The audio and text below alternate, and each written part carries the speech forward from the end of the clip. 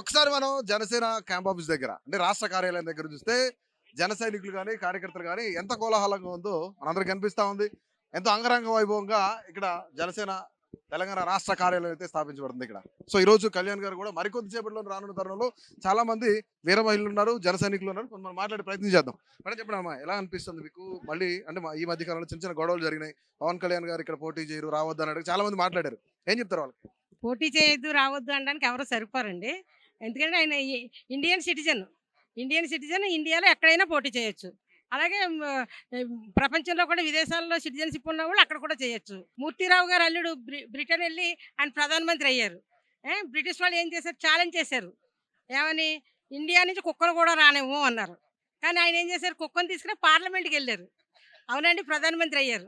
అలాగే ఇప్పుడు మనం ఇక్కడ ఎవరు కూడా రావద్దు అనడానికి సరిపోరు. అందుకని మన పవన్ కళ్యాణ్ గారు ఇక్కడ పార్టీ ఆఫీస్ పెట్టి మరీ చూపిస్తున్నారనమాట. ఈ మొత్తం తెలంగాణ అంతా ఏకం చేశారు ఇప్పుడు ఆయన. ఎలక్షన్స్ ఎలా ఉండబోతున్నాయి అనుకుంటారు? అంటే మళ్ళీ కళ్యాణ్ గారు ఇక్కడ చాలా మందిని పోటీ చేయిస్తారు, చాలా మంది నాయకులు పార్టిసిపేట్ చేస్తారు, ఎమ్మెల్యేగా ఎంపీగా వీళ్ళందరూ పార్టిసిపేట్ చేస్తారు. ఎలా ఉండబోతాయి ఈసారి రాజకీయాలు? చాలా వాడి వేడిగా ఉంటాయండి. మా అందరి సపోర్ట్ ఆయనకుంటది తప్పనిసరిగా.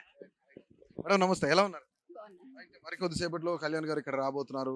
మనం ఇక్కడ కార్యకర్తలు అందరినీ చూస్తే నిజంగానే తెలంగాణలో ఇంతమంది కార్యకర్తలు ఇంత కోలాహలంగా ఉండదా అనిపిస్తుంది. సో అంటే చాలా మంది మధ్య కాలంలో కళ్యాణ్ గారిని వ్యతిరేకించిన వాళ్ళు కానీ, ఆయన ఇక్కడ వచ్చి పోటీ చేసేది ఏంటనే వాళ్ళు కానీ చాలా మంది ఉన్నారు. సో ఎట్లా చూస్తారు అసలు ఈ రెండు కంపేర్ చేసుకొని చూస్తే? యాక్చువల్లీ అసలు జనసేన పుట్టింది తెలంగాణలో. అప్పుడు ఉమ్మడి రాష్ట్రం ఇది.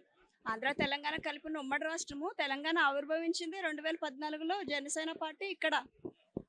ఇప్పుడు ఎవరైతే రావద్దు అని అన్నారో వాళ్ళు ఫోర్ ఫాదర్స్ చూసుకుంటే వాళ్ళు కూడా ఎక్కడి నుంచో మైగ్రేట్ అయ్యి వచ్చిన వాళ్ళే.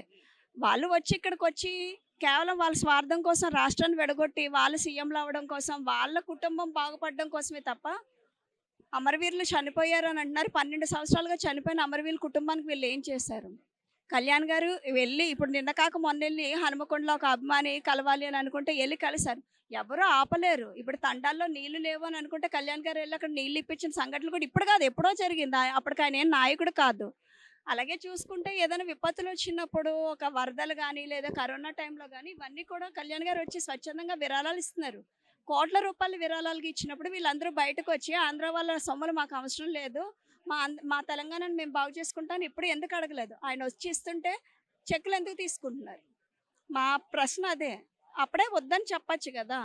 ఇప్పుడు చూసుకుంటే అంటే మాకు ప్రాంతాలని విడగొట్టే ఆలోచన మాకు ఎప్పుడూ లేదు. జనసేన పార్టీకి ప్రాంతాలు కలుపుకెళ్ళాలి, కులాల్ని మతాల్ని మధ్య చిచ్చు పెట్టకూడదని మేము ఇప్పటి వరకు.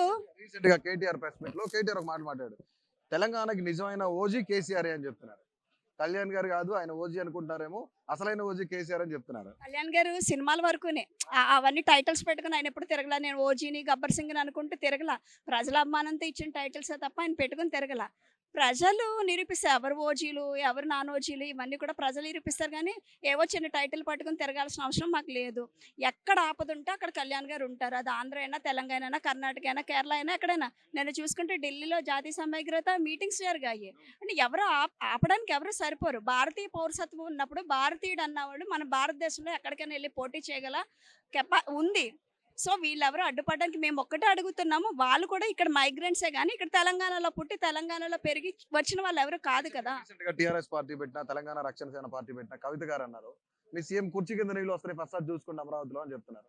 తెలంగాణ గురించి తర్వాత ఆలోచిద్దరు అని చెప్తున్నారు. కరెక్టే, కానీ నిన్న కాక మొన్న చూసుకుంటే 4 రోజుల క్రితం వర్షం పడ్డది.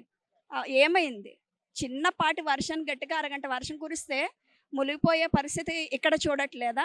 అమరావతిని ఎలా డెవలప్ చేయాలి, తెలంగాణ ఎలా డెవలప్ చేయాలి, ఇవన్నీ ఆవిడ మాటలన్నీ మాట్లాడితే ముందు ఆవిడ కేసులన్నీ మాఫీ చేసుకుని, లిక్కర్ కేసులు ఉన్నాయి కదా అవన్నీ మాఫీ చేసుకుని, అసలు ఆవిడ తండ్రి నుంచి ఎందుకు విడిపోయి వచ్చింది? మరి అసలు ఆంధ్ర నుంచి ఆంధ్ర వాళ్ళు ఇక్కడికి రావద్దు అని అంటే టీఆర్ఎస్ పార్టీ బీఆర్ఎస్కి ఎందుకు మారింది? ఎందుకు మారి ఆంధ్రాలో కూడా వచ్చి ఆఫీసులు పెట్టారు? మీరు అన్ని చోట్లకి అన్ని రాష్ట్రాలకు వెళ్ళి బీఆర్ఎస్ పార్టీని విస్తరించుకోవచ్చు, టీఆర్ఎస్ని బీఆర్ఎస్ కింద. మిగతా పార్టీలు ఎవరు రాకూడదు. ఓన్లీ ఐడెంటిటీ క్రైసిస్లో వాళ్ళు ఎక్కడ ఓడిపోతారో కళ్యాణ్ గారు వస్తే షర్మిషాకి వెళ్ళి తట్టుకోలేక మాట్లాడుతున్నారు తప్ప వాస్తవంగా ఇవన్నీ ప్రజల్ని. ఏం చెప్తారు? తెలంగాణ కళ్యాణ్ గారు వస్తే తిరిగి చూద్దాం ఇప్పుడు తిరగనివ్వం అనే వాళ్ళందరికీ కూడా అలాంటి వాళ్ళకి ఏం చెప్తారు? ఎవరండి తిరగనివ్వకపోవడానికి? ఎందుకు తిరగనివ్వరు? అదే చెప్తున్నాము. వీళ్ళు ఫస్ట్ అయితే వీళ్ళు బీహార్ వెళ్ళిపోతారా? నిన్న కాక మొన్న చర్చలు వచ్చాయి కదా, బీహార్ నుంచి మైగ్రేట్ అయ్యారు అని చెప్పి. బీహార్ వెళ్ళిపోమనండి. తెలంగాణ ఎవరు బాగు చేసుకోవాలో తెలంగాణను బాగు చేసుకుంటారు. వీళ్ళు ఇక్కడ వాళ్ళు కాదు కదా, స్థానికులు అయితే మాట్లాడొచ్చు. వీళ్ళు మైగ్రెంట్సే. మేడం ఎలా అనిపిస్తుంది అంటే ఇక్కడ ఇంత పెద్దగా రాష్ట్ర స్థాయిలో కార్యాలయాన్ని ఏర్పాటు చేసి ఇంతమంది జన సైనికులందరినీ కూడా ఒకటి చేస్తున్న కళ్యాణ్ గారి గురించి ఒక మాటలో చెప్పాలంటే ఏం చెప్తారు? అంటే ఆయన మా అందరికీ దేవుడండి. మా అధ్యక్షులు ఎవరైతే ఉన్నారో ఆయన మాకు దేవుడు. ఆయన దిశానిర్దేశాలను అనుసరించి ఎప్పుడు కూడా మేము ముందడుగులోనే ఉంటాము. ఆయన దేనికి పిలిచినా కూడా మేము రెడీగా ఉంటాం. జన సైనికులం కానీ, వీర మహిళలం కానీ మా వంతు కృషి మేము చేస్తూనే ఉంటామండి మా కళ్యాణ్ గారి గురించి. సార్ చెప్పండి ఎలా అనిపిస్తుంది? చాలా బాగా ఉంది. పవన్ కళ్యాణ్ గారు అంటే లోకల్ కాదు, నేషనల్ నేషనల్ ఆయన తట్టుకునే దమ్ము ఈ భారతదేశంలో ఎవ్వడికి లేదు. ఇక్కడ చాలా మంది పెద్దవాళ్ళు కూడా వచ్చున్నారు. చాలా ఏజ్ ఏజ్ అంటే ఎండ ఎంత మండుతున్నా సరే ఏజ్ లిమిట్ అనేది ఉండదు. కళ్యాణ్ గారు వస్తున్నారు, ఆయన చూడాలి, ఖచ్చితంగా ఆయనతో మాట్లాడే ప్రయత్నం చేయాలని చాలా మంది పెద్దవాళ్ళు వచ్చారు, మహిళలు వచ్చారు. సో వాళ్ళతో మాట్లాడదాం. అమ్మా నమస్తే, జయసేన ఎక్కడి నుంచి వచ్చారు? జగిత్యాల జిల్లా జగిత్యాల. కోరుట్ల. ఇది తెలంగాణనా?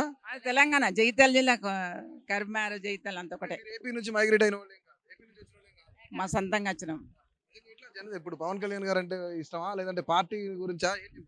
మా సొంతంగా మేము వచ్చినాం, మాకు చాలా ఇష్టం, వచ్చినాం. మా అన్న కొడుకు చాలా మంది కొంతమంది బస్సులు పెట్టి తరలిస్తున్నారు, ఆటోలు తీసుకొచ్చి జనాలు. మా వెహికలే, మా అన్న కొడుకు, మా కొడుకు, మా వదిన, మేమందరం వచ్చినాం. మీరంతా పవన్ కళ్యాణ్ జనసేన పవన్ కళ్యాణ్ ఫ్యాన్స్, నా కొడుకు ఇలా ఫ్యాన్స్, ఆ కారు తీసుకొని వచ్చినాం మాకు మెట్పల్లి. రైట్. అంటే వేరే మహిళల్లో పెద్దవాళ్ళతో పాటు యూత్ కూడా పార్టిసిపేట్ చేస్తారు. యూత్ పార్టిసిపేట్ చేయాలనేది ఎప్పటి నుంచో కళ్యాణ్ గారు ఖచ్చితంగా పదే పదే చెప్తుంటారు. యువకులందరూ కూడా ఈ యొక్క ఏదైతే రాజకీయాలు ఉన్నాయో వాటిలోకి రావాలని చెప్పేసి. ఒకసారి చెప్పండి మేడం, ఎక్కడి నుంచి వచ్చారు? అది పెద్దపల్లి అండి. ఎలా ఉన్నారు? బాగున్నాను, మీరు బాగున్నారా? చాలా బాగున్నారు. Thank you. రీసెంట్ గా చాలా చాలా సర్కమ్స్టెన్సెస్ జరిగాయి. అంటే కళ్యాణ్ గారిని ఇక్కడ తెలంగాణలో తిరగనే అన్నట్లు చాలా మంది యాక్టివిస్టులు మాట్లాడారు. వేరే పార్టీలు కానీ, ఛానల్స్ కానీ, ఇలాంటి వాళ్ళందరికీ ఏం చెప్తారు? ఒక యువత పవన్ కళ్యాణ్ గారు ఎప్పుడు కూడా యువతను ప్రోత్సహిస్తుంటారు. వాళ్ళంతా కూడా రాజకీయాల్లోకి రావాలని చెప్తూ ఉంటారు. అవినీతి నిర్మూలన అంటే ఖచ్చితంగా యువత రాజకీయాల్లో ఉండాలంటారు. ఏం చెప్తారు పవన్ కళ్యాణ్ గారి తరఫున వాళ్ళందరికీ? ఇప్పుడు వచ్చేది అంతా యూత్ ఇన్స్పైరింగ్ ఉంటుంది. సో ఏదైనా యూత్ నుంచే జరగాలని కోరుకుంటున్నాను.